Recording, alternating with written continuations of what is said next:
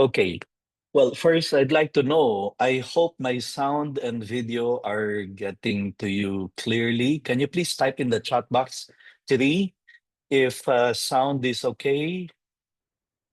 One, if there is a problem, you want me to speak louder, you cannot hear me. Three, if okay. Fantastic. So I'm seeing everyone typing three. So this should be um this is good. And if you are therefore encountering any difficulty with a sound or with a video, try logging out and logging in again because everyone here so far typed in three. Okay. Our session today is all about culture building in the classroom. We're going to talk about a number of strategies like what we did last time. I'm going to give you a number of strategies, many of them zero cost, no expenses involved, in order to transform your classroom from chaos into a supportive community. But most likely, um, you don't have really serious problems with culture, with the ethos, with the environment. No, in some schools they try to improve character formation by doing all sorts of activities, when in fact it's not about the activities, it's about the mindset that we are able to develop to foster among the students and teachers. Okay. And this is one of the major ideas we're going to look into. How can we make our teachers develop a mindset that their role inside the classroom is not just like what we said last time, it's not just about covering the curriculum, it's not just about finishing a textbook, it's about creating a culture, a healthy climate, healthy environment where students thrive. And teachers are happy to be there because they are not just teaching a subject, they are molding minds, forming character, raising young people to become good men and women. So, together we will discover some simple, practical steps in order to foster character development and a positive learning environment benefiting everyone, students and teachers alike. Okay, you can call it ethos, climate, culture, you can call it by any name, but you know what we're talking about. How people do things in a place becomes like the culture. Um, you know that there are different types of climates. You can have a toxic climate where students cannot wait to get out of the classroom because they are shouted at, screamed at, yelled at, and teachers are not happy to be there. If they have a choice, they'd rather be somewhere else. Sometimes experts call this the invisible curriculum. Okay? Whether you like it or not, whether you do it deliberately or unconsciously, your classroom develops a certain culture, a certain character, a certain trait. There are some classrooms that you can describe as toxic because students don't get along well with each other. They don't like the teacher. They make life hard for the teacher. They misbehave. As soon as there is no teacher inside the classroom, trouble erupts. I'm sure you've heard of climate like that, um, environment like that. On the other hand, many of you have also experienced handling a class where the culture is one of excellence, where students thrive, support each other. The good ones are excited to help the weaker ones, and the weaker ones, the slower ones, the those who are having a tough time, they know they can count on their classmates, and they know that the teachers care, that the teachers understand if they make mistakes, if they have difficulties, if they are struggling. And so there is a certain kind of character that a class takes on. I know a class, for example, I've had in my 30 plus years inside the classroom, I've seen a class where the competition is very, very tight. The everyone trying very hard to be the best student, to be the valedictorian of the class, to be the number one, to the point that some of the students will resort to cheating just to try to get ahead of others. Well, I mentioned cheating. I've also observed a class where the mindset, the culture, the attitude is cheating. They take shortcuts. They are not ready to take difficulties or challenges. They complain at the slightest difficulty that they encounter, or at the slightest demand from the teacher, they complain. They whine. They groan in frustration. So, culture matters. Culture matters because it affects the performance of the students. It affects the social, emotional growth of the students. Minsan pwede rin nating sabihin, the social, emotional growth of the teacher as well. Behavior management is affected. It's either terrible, difficult, hard to manage class, or, and I'm sure some of you have experienced it, going to a classroom where it's such a breeze to manage the class, to go through our lessons because the students are cooperative, participative, supportive. And yes, the classroom culture matters because it has an impact, a long-term impact on the students. So we are looking at culture, ethos, climate, because according to research, classrooms with strong positive culture improve student outcomes, performance, grades by over 20%. And it boosts engagement and motivation. It's true. You can have students who are not um, excited to go to a classroom because they know the culture there is uh, kill or get killed, bully or you get bullied.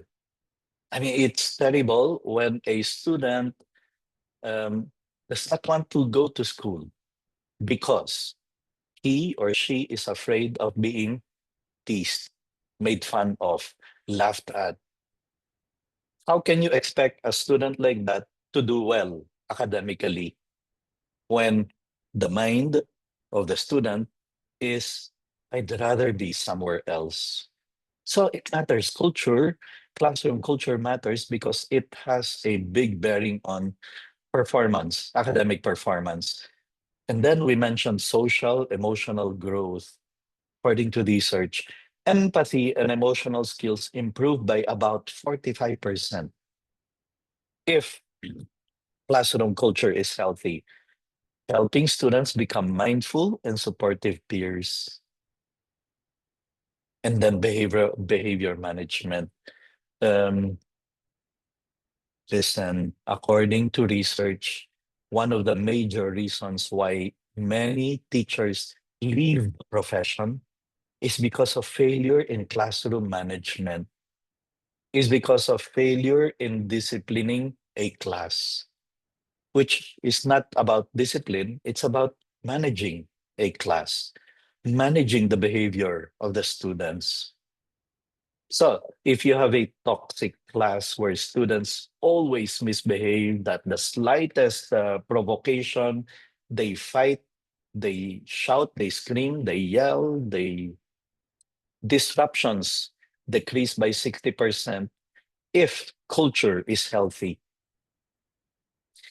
Creating a safer environment where learning thrives and relationships flourish.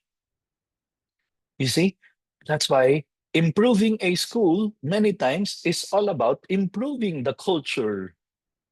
It's not about having more outreach activities because I know some schools, that's how they think. Ano kaya natin ito susolusyonan? Ganito ang kultura sa ating classroom, sa ating eskwelahan. And then they think of, let's make the students do more outreach activities. No, that may not necessarily fix the problem. Or let's call the parents for more um, talks about disciplining the students. They come up with all sorts of activities when what they are supposed to be doing is first looking at how is the school climate, how is the classroom climate and culture and ethos. Classroom culture matters because it has long-term impact. When you have a healthy classroom climate, culture, students there most likely are going to become responsible citizens, not just being able to pass a quiz, being able to do well in subjects, but really will grow up to be good men and women. Okay, now you come from different schools, whether it is in your classroom or classrooms of your co-teachers that you observe. Can you share with us in the chat box? What is the vibe? Give words, describe some words that will describe or that can be used to describe the vibe in a classroom in your school. It can be healthy, it can be supportive, kind, caring, very positive things. Or do you see sometimes a classroom that is rowdy, noisy, difficult to manage, toxic, full of bullying, full of put downs? Type in the chat box, share with us some types of vibes that you observe in your school or in other classrooms in other schools. Ma'am Lenny typed here, collaborative, inclusive. She's talking about 10th graders. Can we hear from the others? What is the vibe? Um, is it always cheerful, happy, like teacher Andy here says, loving and happy? Do you also see vibe that is uh, tough or challenging or competitive or demanding? Yeah, because sometimes some schools make that as like their objective, demanding academic curriculum. Yeah, di ba? Sometimes that appears in some mission vision statement of the school. Here we provide demanding academic curriculum. Okay, cheerful, supportive, creative, responsible with tasks. Very good. So all of you mentioned positive vibes, good vibes. But you and I know we hear of not very positive vibes happening or being created in some other places. So let's lay the foundations to creating a culture. Here is one.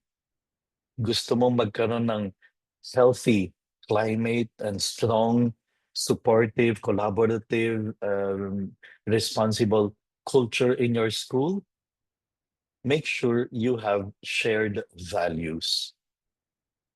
But don't just dictate on these values, yung bang day one, the students come inside your classroom, whatever level, whatever year level, whatever grade level, and then you tell them, class, these are the three most important values I want you to have. Okay, very nice. But it would even be better if you actually create collaboratively those values, that it will come from the students themselves.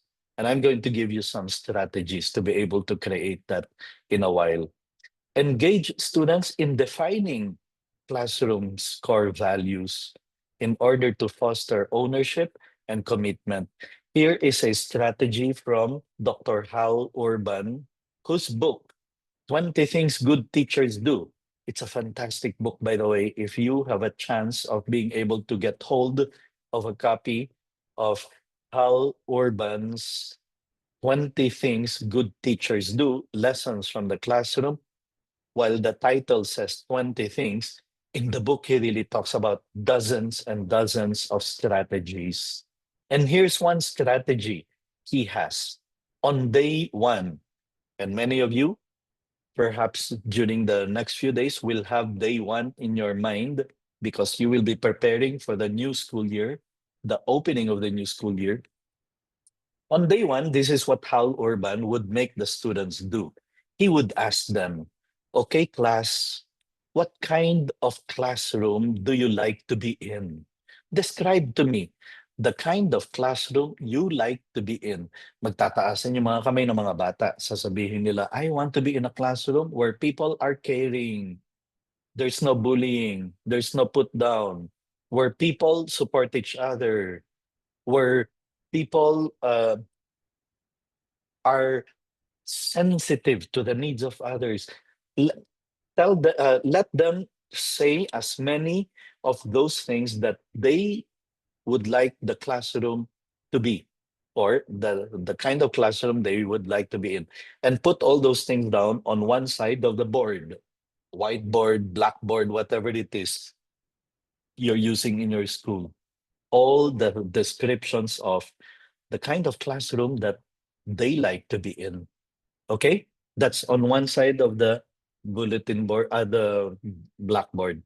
And then after you have a long list of descriptions that came from the students, you ask them the next question. What kind of classroom do you not like to be in? And then you write all these things down on the other side of the blackboard or whiteboard. Some of them would describe, I don't want to be teased, made fun of, disrespected. I don't want discourteous classmate teasing, bullying, looking down, insulting, hurting, harming. They're going to describe all the things they do not like to see in the classroom, and they do not like to be in a classroom with those things. So you have those two lists, and they will end up in a poster. One poster that describes the kind of classroom they said they want to be in. And then another poster, which you will put on opposite sides of the of the classroom. The positive ones will end up in one side of the classroom in a poster. The negative ones you will put on the other side of the classroom, maybe with an X mark, the bawal sign on top of it, red big mark on a cartolina, and then the list of those things. And then the next time somebody does any of those negative things, like teasing, you hear John teasing Joanna, don't get angry, don't get mad, don't shout, don't scream. It's enough to point to the poster, reminding them, didn't you come up with that list? It didn't come from me, it came from you. Didn't we say at the start of the school year, you don't like to be in the classroom with those descriptions? But you don't even have to say all those things. It's enough to point to the poster, and that says everything. Even better if you have a sort of ceremony. Okay, class, you came up with this list. We will now raise our right hand. Repeat after me. I state your name. Commit to live, to foster a culture in our classroom that has all those qualities listed there. And I commit to prevent or not to do any of those things that are contained in that other poster. It came from them. It didn't come from you. You didn't dictate it on the students.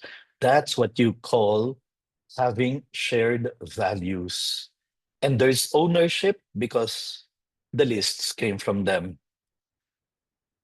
Shared values through um, concrete virtues that you as a class will agree, we will uh, treasure, we will value in a special way. It can be 3 to 5, not more. And then you constantly remind students about these core values that we said we are going to foster in our classroom that will um, like characterize our class. And then it's good to have visual reminders. Make the students do posters that will depict those core values, that will express their commitment to those values. Do not buy those expensive, glossy posters in National Bookstore. The students will not own that. But if they are the ones who drew the poster, made that motto, wrote on a paper, on a cartolina, on a bond paper, those values, then there is ownership. And they end up on the walls, they end up in the bulletin boards, they end up on the doors. And when they enter your classroom, they are reminded, even just visually, that these are the things that we live by. And then make it a daily, reinforce it daily. Like, I know a class, I know schools where they even make the students pledge that they will live by those core values. Daily reinforcement. And then the teachers, the class advisors, who can do shout outs whenever they see a student doing in an exceptional way, living those values, those virtues, living by them. They shout out, they commend, they compliment. You see, it doesn't cost a single centavo. It doesn't cost a single centavo. So then, here are some morning routines, in fact, that we can use to build culture.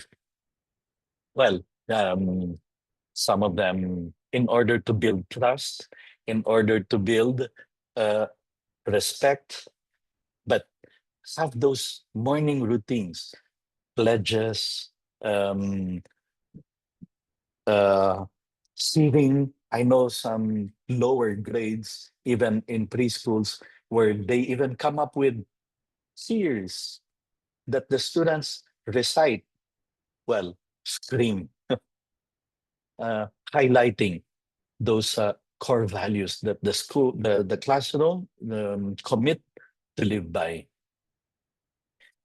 Okay, before we proceed, here's an assignment for all of you. Try to devise a first week culture plan. Sit down before you begin the new school year as a unit, as a faculty, or even just individually. Try to devise a what is my plan in the first week of the school year that I can do so that I am able to build a culture, so that I am able to create a healthy climate, whether it is in the sitting layout or the wall space, the decorations that we're going to put, or the norms. the rules that we're going to put in place, procedures that will show all those values. For example, I know a teacher who always insisted, class, I insist on kindness. Kindness. That's why every morning I expect you, when you enter the classroom, to greet the others. Good morning. Hello. That they do not ignore anyone.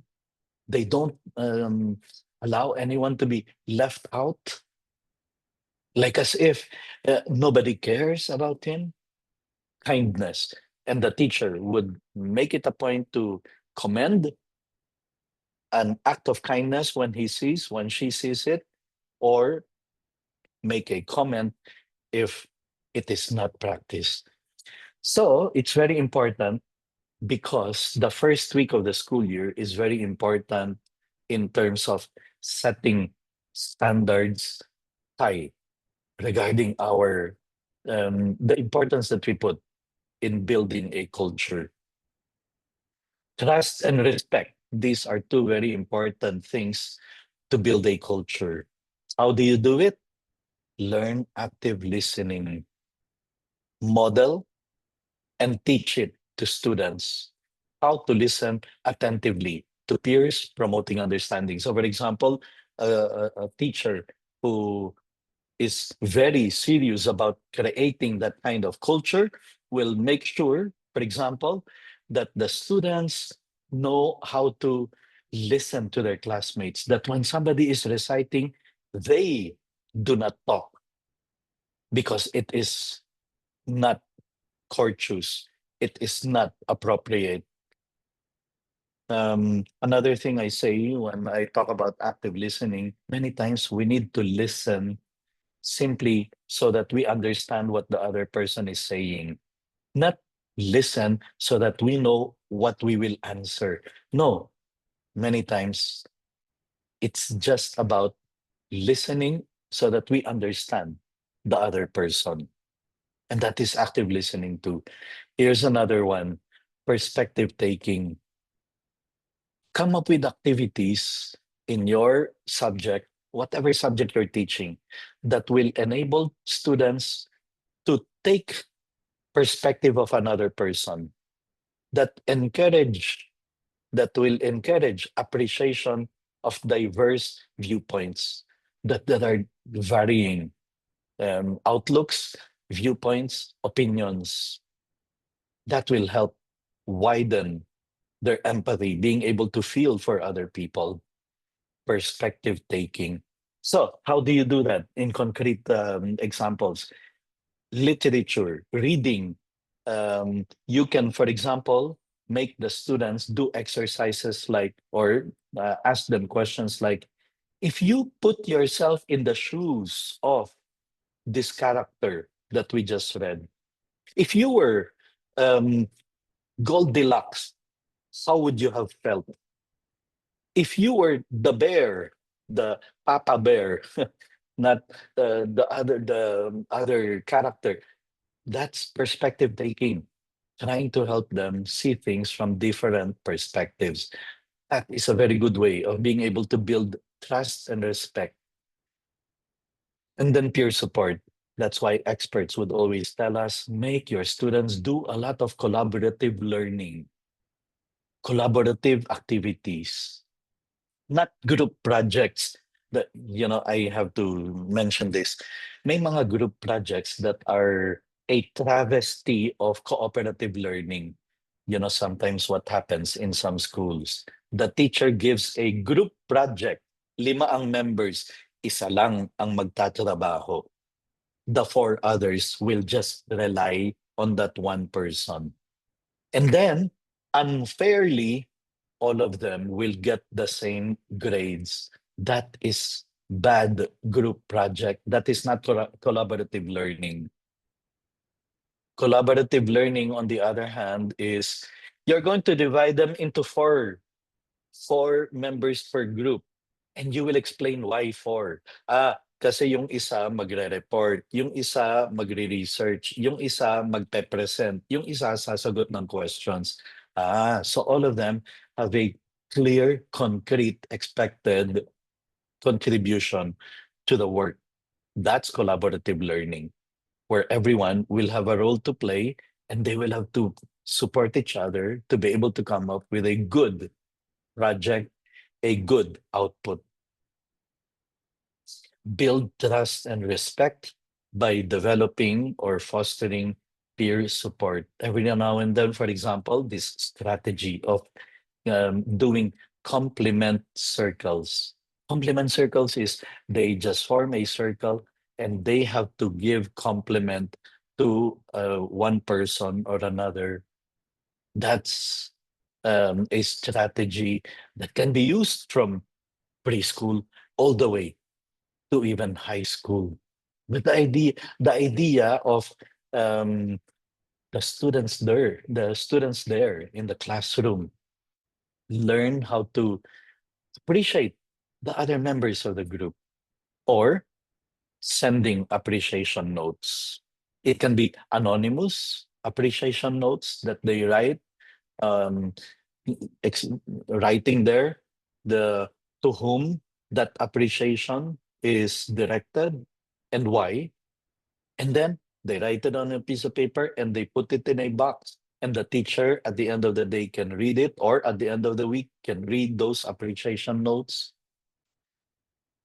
And it creates a culture, a mindset, an ethos where students realize or feel that they are valued, or that they may not realize it, but there are people who appreciate what they do and how they do things, what they are inside the classroom. Okay, now let's go to another way of creating a strong, healthy climate or ethos or culture. Foster a growth mindset. How do we do this? Focus on progress over perfection. Many schools are guilty of this. Those schools that are fond of posting the top 5 students in the test, in the quiz, in the subject, in the semester, in the quarter. And so, um, well, what you are celebrating is grades, not necessarily the persons, because you may have someone there who got 80, but it's because he's coming from a grade of 60. He's actually putting more effort, more sacrifice to be able to hit 80. But that is not appreciated, because what is appreciated is the 98, 95, 96, 94. It's the grade that is being celebrated. Celebrate effort.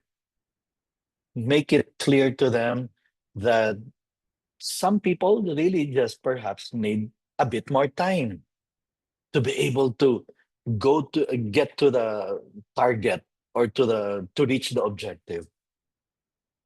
But the more important thing is that you appreciate even more the effort that students put in to motivate continuous learning and resilience.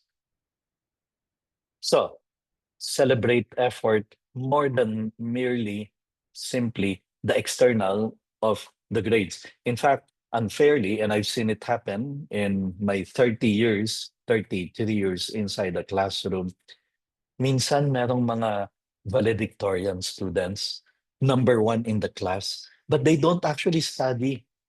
Para bang sadyang magaling sila mag-memorize, kaya ang taas ng grades nila. Kahit hindi sila mag-aral, ang taas ng grades nila. Parang may unfairness doon na we keep on celebrating that person who in fact can be a lazy person. It's except that he was gifted enough to have a good memory. Meanwhile, you have a student who may be doing average, but the effort he puts in is far more impressive, spectacular, and noteworthy, praiseworthy, in fact. But no, what we are celebrating is merely the numbers, the grades. So, how do we foster a growth mindset in order to create a healthy, strong culture in our classroom? Struggles equals learning. In other words, teachers, we have to normalize challenges as part of growth. That if they commit mistakes, if they do poorly in one schoolwork or another, it's a lesson. It's not the end of the world. Struggle, keep on struggling, and you will become better. You will learn, you will grow. That's fostering a growth mindset that they see difficulties, challenges, and even failures as opportunities to even grow more. And that's the reason why sometimes we are told that no, those who experience more challenges, failures in life, if they are um, supported, if they are given the proper guidance, they can turn out to be even better, stronger, more resilient, more ready to take on the challenges of real life. That's being able to develop a growth mindset. And then growth mindset language. We have to, teachers, we have to develop a language that fosters growth, developing growth mindset. For example, encouraging words like not yet. When a student submits something and then we don't put down, but we tell the person, not yet. You can do far better than that. I know you can do even better than this output. Try to see how you can even make it better. That will nurture persistence and even self confidence. You will say something like, this is good. But knowing you, I know you can even do far better than this. See how you can do this more perfectly well. See how you can even improve this output that you are submitting. And then, of course, fostering a growth mindset means being able to develop in the students grit, resilience.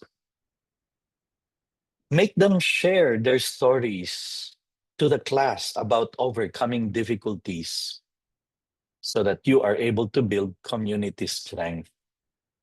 You yourself, teachers, many times we have to share our experience of maybe failing in one area or another, and then we strive for to improve and to be better, and we're able to um, overcome whatever challenges or difficulties that we faced. In literature, in history, social studies, when we study historical characters, highlight those characters that succeeded because they didn't quit, they didn't give up, they were resilient. So the students are going to learn from the characters we're reading in reading, literature, panitikan, and they are going to learn resilience from the historical characters they're reading, scientists who failed many times before they ended up being able to succeed in their experiment, resilience. All those, whatever subject you're teaching, we can look for those resilience stories and then make the students do activities that will develop resilience in them. We mentioned this earlier, a very, very important way of developing growth mindset, the very important way of developing a healthy climate, culture, ethos, environment in the classroom, collaboration and teamwork. And I talked a lot about collaborative learning, cooperative learning earlier on, which is not the same as merely group work. Na tapos isa lang ang magtatrabaho and all of them will receive the same grade. From the point of view of the teacher, ay ganito na lang, mas madaling checkan, mas madaling gawan ng grades. Well, in fact, if we're going to do cooperative learning correctly, no, it is not as simple as giving a group the same grade for the same output that only one worked on. That's unfair, in fact.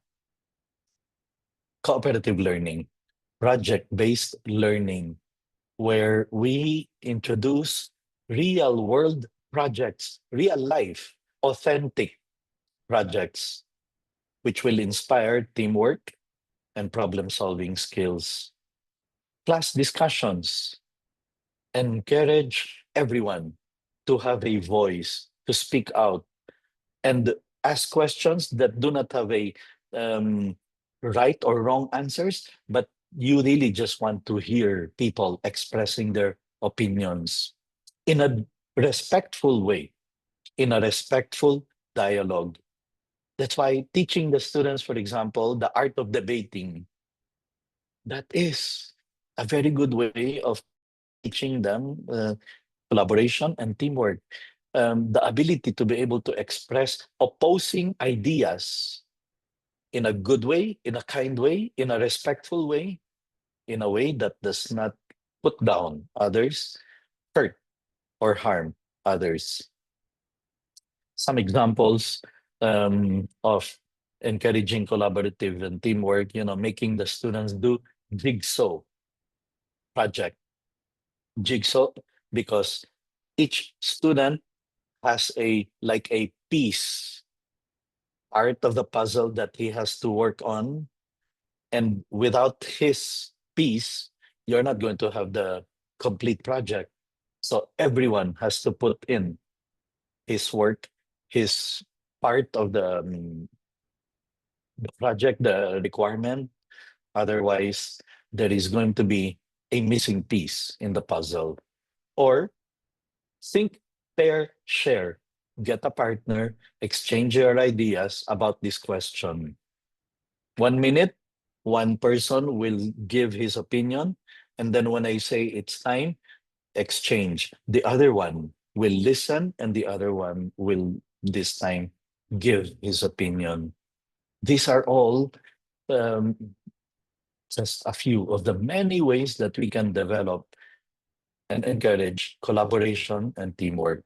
Okay, here are 5 culture boosting strategies that teachers can immediately implement in the very next school day, in the very start of the new school year that we are preparing for. Here's the first one. We, not me agreements. And I mentioned this at the earlier on. In the first week of the school year, try to come out with classroom rules, classroom procedures that the class agree, everyone in the class can express opinion about the rule that you want to put in place. And then we end up with a class agreement. It's not just about what I want, it's about what we want as a class. It becomes a shared commitment. Okay. And then teachers, language matters. More and more, we should be able to say, in this class, we listen to others. We value the contribution of the others. We do not tolerate bullying, put down, insults, harmful words, hurtful words. You see, you are not just talking about stop doing this, stop doing that. No, no, you're making them think we. I am not alone in this class. I am not an island by myself. I am part of a group, and I have to collaborate, and I have to live with the others according to the agreed, the we, not me agreements. Here's the next one. Positive peer shoutouts. It can be a weekly routine. Students recognize good character in their classmates. I caught so and so being responsible when he submitted the assignment on time, even if he was absent in the previous class.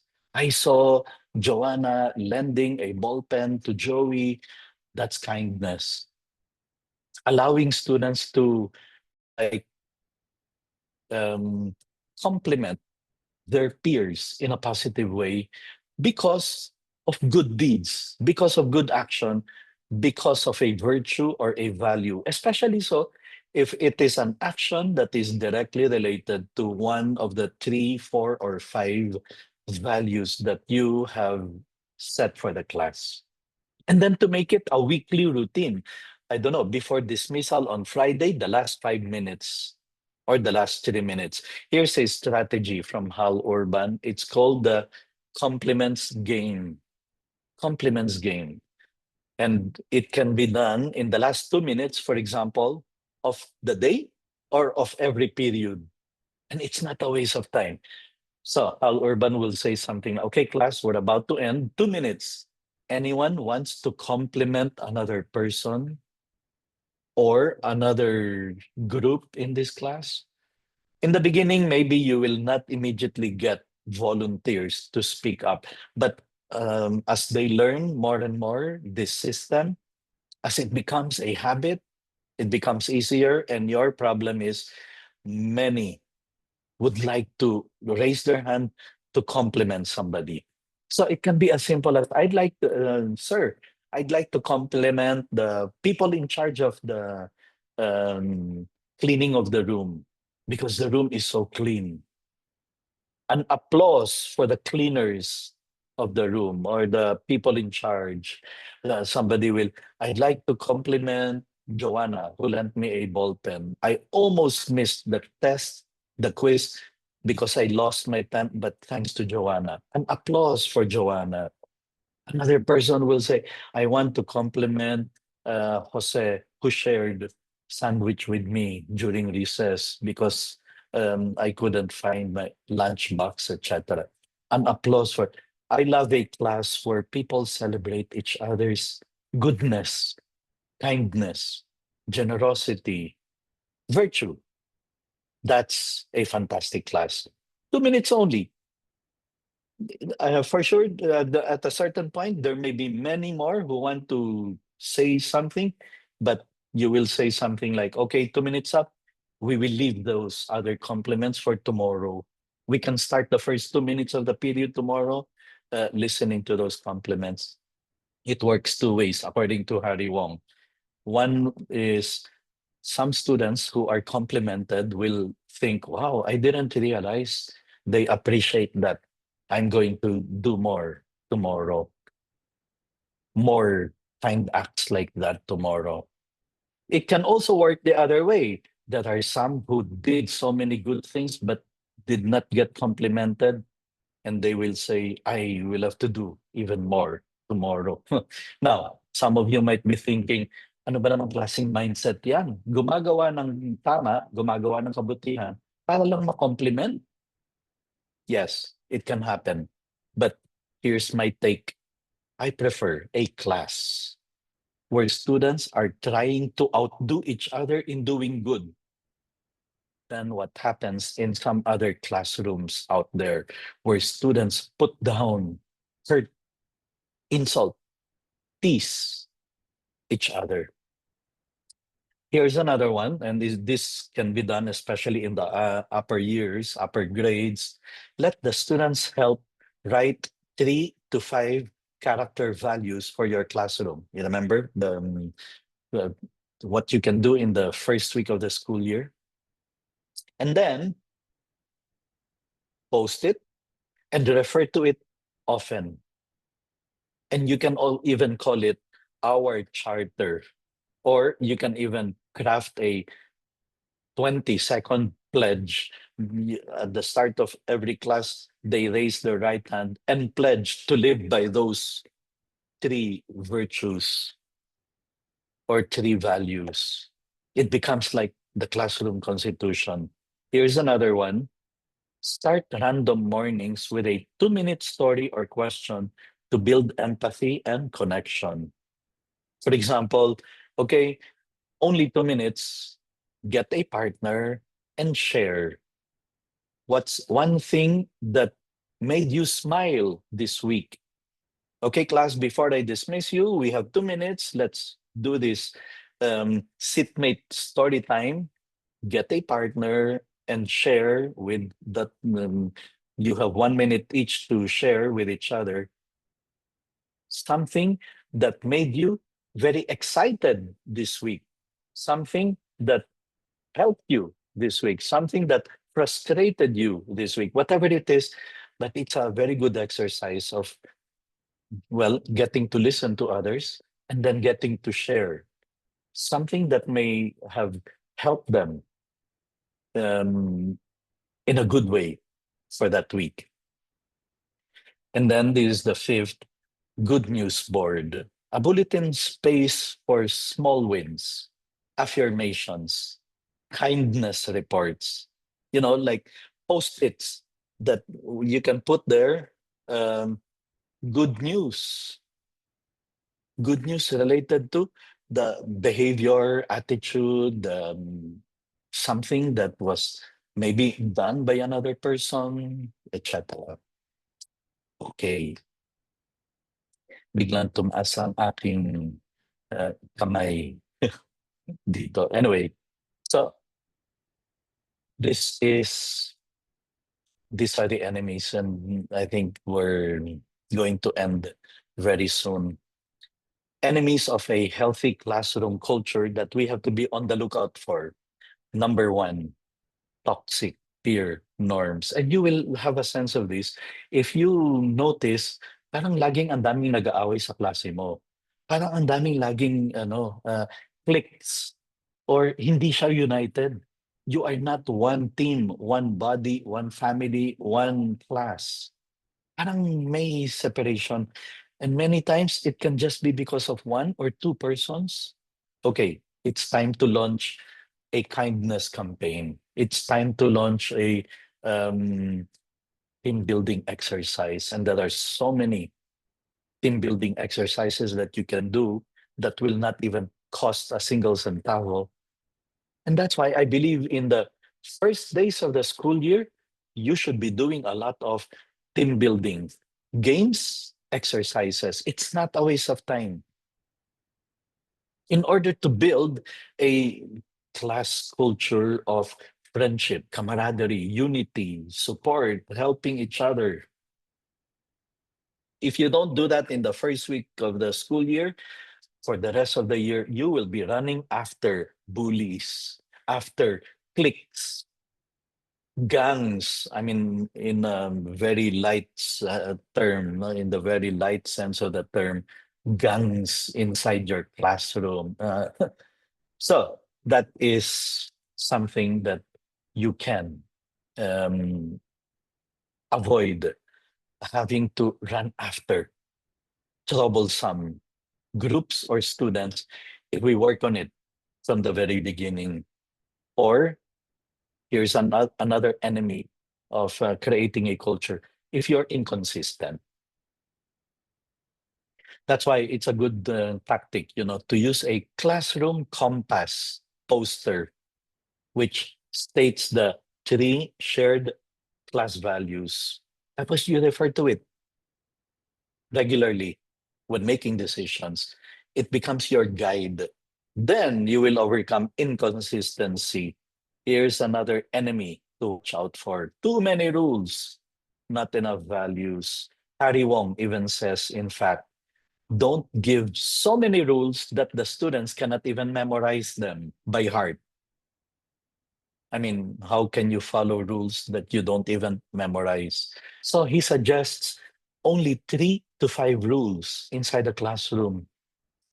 And then most of the time, you are talking about class, I expect kindness, class, I expect support and helping each other. This is what we stand for. By the way, rules are different from procedures. I think that's number 6 seminar when we talk about classroom management. No, it's not about having so many rules. It's about making the students do follow procedures. Here's another enemy. Hindi ka magkakaroon ng class culture, healthy climate if students have no voice or have low voice. Meaning to say, you may have students there who don't feel like they are listened to or they are heard. Solution, tactic, hold a 5-minute weekly circle of voices. Like you post a question on the board and everyone should be given the chance to answer the question.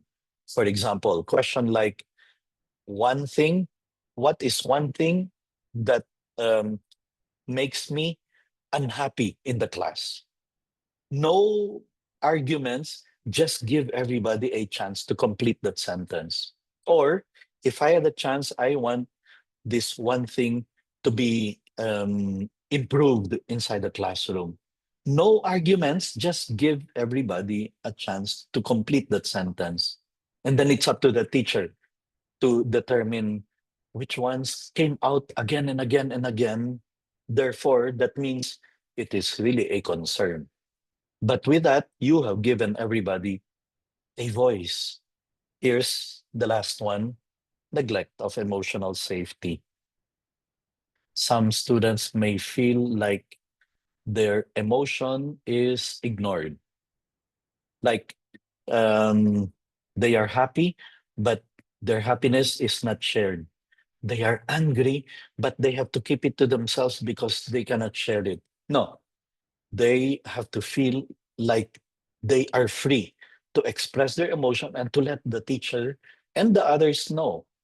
That's why I know many of you have seen that strategy of before a student enters the classroom, merong um, feelings thermometer, happy, excited, bad, frustrated, sad, and they point to whatever feeling that they have as they enter the classroom, and the teacher observes that.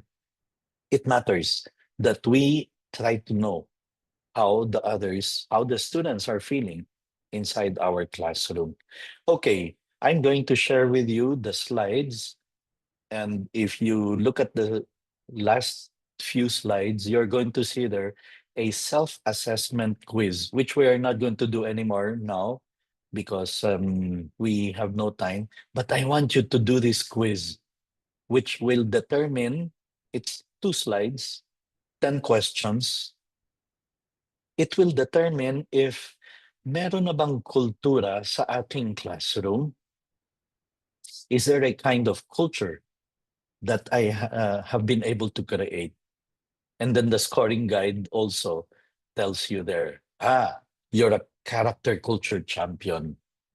You have strong roots, but there's room to grow. You're in progress. Or the lowest score will tell you, you have to start with the basics.